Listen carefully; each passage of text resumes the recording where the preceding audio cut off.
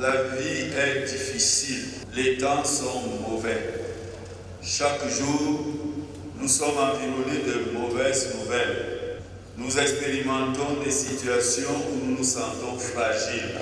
Entre les féminicides devenus ambiants, la vie chère, la guerre qui perdure nos os, les deuils, les maladies, la misère, bien-aimés dans le Seigneur, il y a même les peurs ou la peur liée à l'élection présidentielle maîtresse. Nous sommes prêts à crier comme le psalmiste.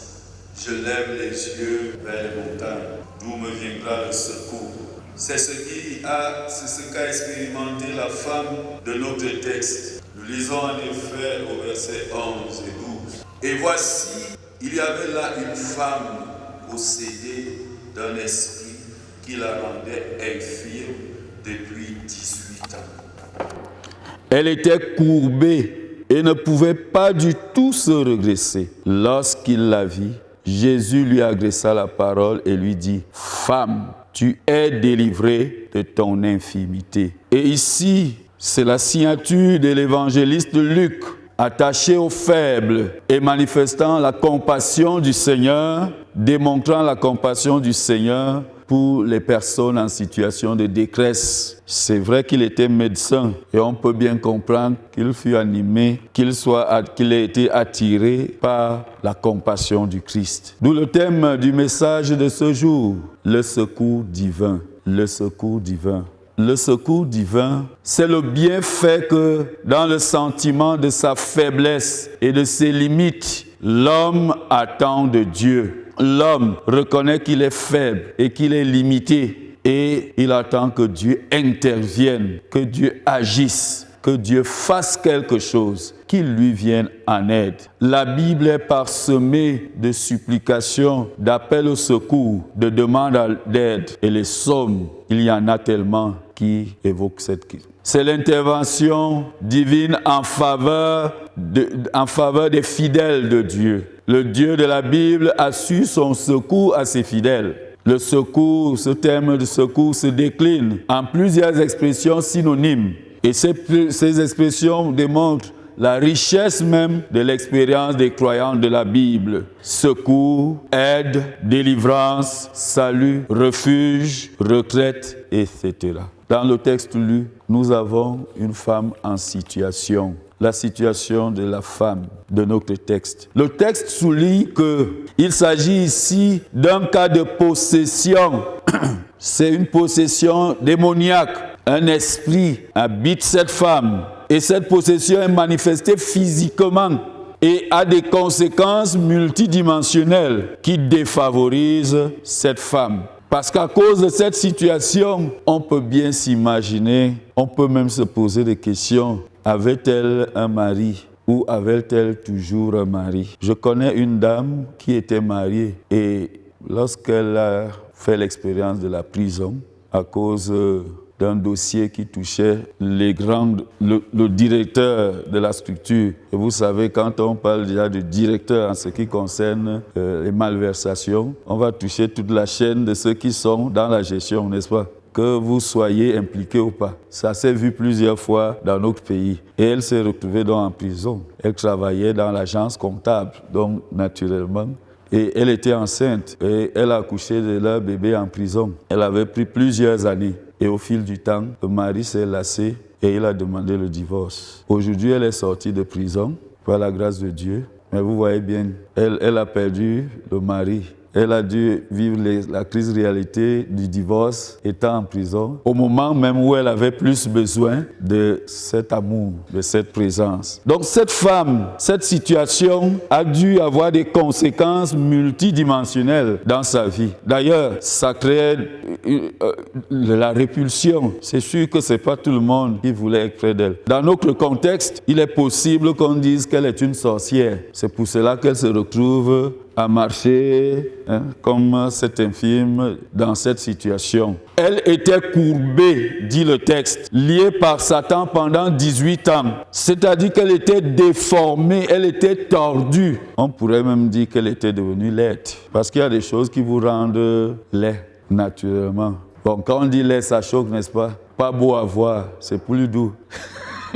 Mais c'est la réalité, c'est le sentiment que les gens devaient avoir à son contact. Elle était donc rabaissée et humiliée. Bien-aimée dans le Seigneur, Satan par le péché courbe les âmes vers le bas. Et nombreux sont-ils, ceux qui sont courbés vers le bas, ayant le cœur et les yeux toujours tournés sur la terre, le monde, incapables de lever le visage vers le ciel. Nombreuses les vies tordues, sans sens, enrouées dans le péché. Qu'est-ce qui te maintient, toi, courbé dans ta vie? Jésus veut te secourir. Qu'est-ce qui t'a déformé? Jésus veut intervenir. Elle était impuissante. Cette femme ne pouvait se redresser. Et le texte souligne, elle ne pouvait pas du tout se redresser. Donc, elle était impuissante, obligée de subir cette existence non voulue d'elle. Elle n'avait pas de choix et ne pouvait rien faire. Elle était donc prisonnière, esclave, captive de cet esprit et donc de son pouvoir d'anéantissement. Bien de situations nous amènent à réaliser notre incapacité. Il y a des choses, des situations qui nous dépassent. Certains sont moralement courbés par la boisson, par le matérialisme ou par leur caractère. Et malgré leurs efforts, ils n'arrivent pas à se libérer, à se regresser. C'est comme quelqu'un qui veut arrêter de fumer. Tout le monde nous dit qu'il semble que c'est bien difficile d'arrêter de fumer. Paul s'écriait, « Qui me délivrera de ce corps de péché ?» Cette femme devait être anxieuse. Cela faisait quand même 18 ans. Elle était dans la même situation, courbée, ayant la puissance d'un esprit. Je ne sais pas si vous suivez bien. C'est-à-dire qu'il y a un esprit qui la courbe. Il y a un esprit qui la tord, qui la déforme, qui détruit sa vie et qui lui dit « Tu ne vas pas te tenir debout. Tu ne peux pas marcher tête haute. Tu ne peux pas avancer comme tout le monde. » Tu es tourné vers le bas, vers l'échec, vers la faiblesse et vers l'impuissance. Elle pouvait se résigner, se dire que tout est perdu. Et c'était le jour du sabbat. Elle ne devait rien espérer. Le jour du sabbat, vous avez suivi la controverse qu'il y a eu. Et certainement, 18 ans durant, elle a peut-être fréquenté la synagogue sans espoir d'un changement. Elle avait droit au calmant spirituel et non à la délivrance. Il y a des gens qui sont là, qui ont fréquenté l'église depuis et qui ont bénéficié des calmants sans jamais bénéficier du traitement qui les guérisse. Ou que nous nous rendions bien-aimés avec notre âme courbée par le péché, il n'y a aucune possibilité de délivrance pour elle aussi longtemps que nous évitons la présence du Fils de Dieu, Jésus-Christ, et que nous refusons d'entendre sa parole. Si Bartimée s'était tu quand il entendit que Jésus passait sans crier vers lui pour le prier de venir à son secours, il serait certainement resté aveugle, pourtant assis tout près de la grâce. La situation de cette femme est déplorable, mais en présence de Jésus, elle est devenue non désespérée. Jésus est la source du secours divin. Ta situation, elle aussi, n'est pas désespérée. L'intervention de Jésus. Habituellement, le miracle ou le secours divin se fait sur la base de la demande et de la foi de la personne en situation. Et Jésus déclare très souvent, « Va, ta foi t'a sauvé ». Mais ici, c'est différent.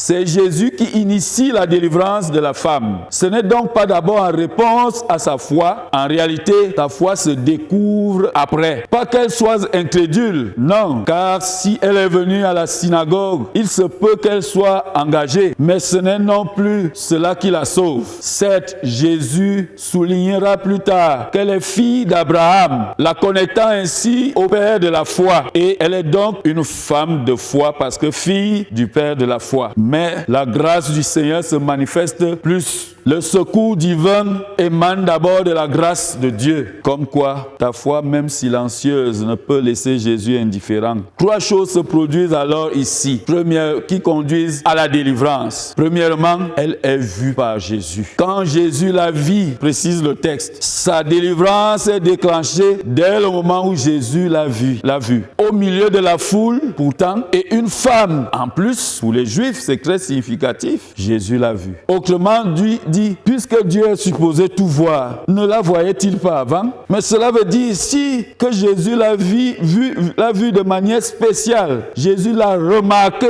Elle n'est plus passée inaperçue comme quelqu'un qui est juste un spectateur. Elle a marqué l'attention de Jésus. Et ça, Jésus ne peut ne pas s'arrêter. Le temps de Dieu reste le meilleur. Jésus l'ayant vu, cela a naturellement enclenché la compassion de Jésus envers elle, en même temps que l'opportunité de révéler la gloire de Dieu.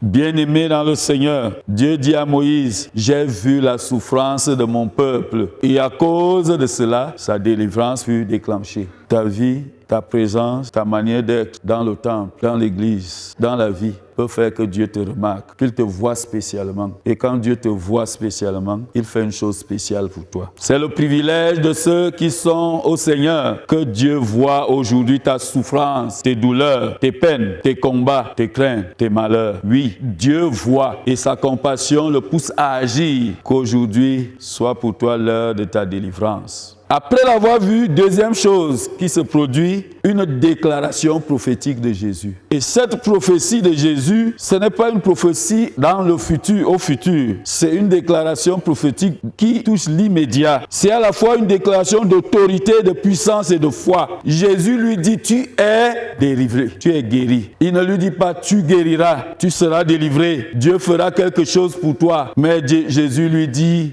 maintenant même, tu es délivré de ton infirmité. Maintenant même. Si tu es venu aujourd'hui avec ton poids de fardeau, de problème, et que tu entends cette parole de Jésus et que tu l'as saisie, maintenant même, tu es déchargé de tes fardeaux. Jésus détient les clés de toutes les prisons. Cette femme était esclave. Et Jésus lui déclare sa libération. Il ouvre les portes de sa prison comme il a toujours su le faire, comme il le fera encore plus tard avec Pierre, avec Paul, avec tant d'autres. Jésus est celui qui peut te délivrer des captivités de ta vie. Troisième chose, le toucher de Jésus. Ah, un jour j'ai vu une plaque, le nom d'une église, l'église du toucher de Dieu. J'ai dit ça, c'est sûr que cette église, quand tu y vas, toi-même tu sens la main de Dieu sur toi. L'église du Jésus l'a touché. Il lui imposa les mains. C'est un contact personnel. Jésus le fait ici de manière physique et il le fait avec toute âme qu'il sauve. Les mains de Jésus sont remplies de puissance et d'un amour infini. Elles ne se posent jamais en vain. Ce sont elles dans la bénédiction que le pasteur donne. Ce sont elles dans l'imposition des mains que nous pouvons faire. Mais elles sont encore là dans la parole du Christ qui se fait entendre à nous. Jésus veut te toucher. Dans une autre circonstance, c'est Jésus qui fut touché par une femme. Dans celle-ci, c'est lui qui la touche. Être touché par Jésus, c'est recevoir une grâce exceptionnelle qui transforme alors notre vie. Jésus a déclaré qu'elle est guérie et par son toucher, il réalise et accomplit sa guérison. Même si les réactions vont être différentes, celle de la femme est une réaction de reconnaissance. Car quand Dieu t'a fait du bien, il faut le glorifier. Elle se mit à le célébrer. Mais d'autres sont par contre inquiets parce qu'ils pensent que les lois du sabbat sont piétinées et ne pouvant affronter Jésus en face, ils veulent étouffer la foule. Mais Jésus dit, le sabbat n'est pas supérieur à l'homme. Et adorer le Seigneur en négligeant l'épanouissement de l'être humain est une fausse religion.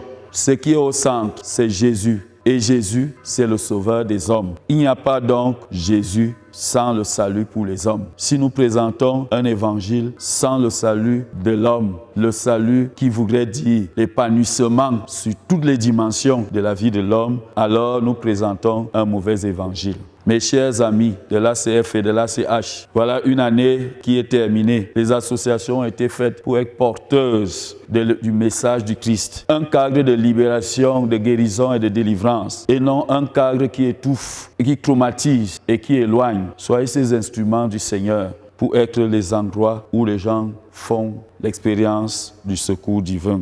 Que le secours divin se manifeste donc pour toi aujourd'hui. Toi qui écoutes, ici ou ailleurs, que ce secours se manifeste et que ce soit pour toi l'heure de ta délivrance. Oui, quand Jésus la vit, que ce soit aussi pour toi l'heure de ta délivrance aujourd'hui. Oui, ta délivrance selon la situation de ta vie, pour sortir des péchés qui minent ta vie et pour guérir et libérer même notre paroisse des péchés qui laminent. Il y a des choses qui deviennent récurrentes ici. Il faut les traiter. Mais il y en a qui sont aussi victimes de l'esclavage, du chômage. Que le Seigneur te délivre du chômage. Certains n'arrivent pas à avancer. Ils veulent des promotions. On s'est assis sur leur promotion, sur leur nom. Ils ont les compétences, tout ce qu'il faut pour être nommé. On ne les nomme pas. Que le Seigneur délivre ton dossier sur lequel on s'est assis. Pour ton couple, ton mariage qui bat de l'aile. Je ne sais pas pourquoi beaucoup de mariages battent de l'aile ici à Adna. C'est vraiment un problème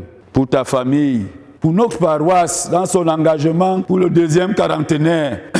Oui, que le secours divin se manifeste pour la délivrance de l'EPC d'un tourbillon inédit dans lequel il est plongé. Pour notre pays, le Seigneur Jésus dit, venez à moi, vous tous qui êtes fatigués et chargés, je vous donnerai le repos. Amen. Adna Live TV. L'Évangile jusqu'aux extrémités de la terre.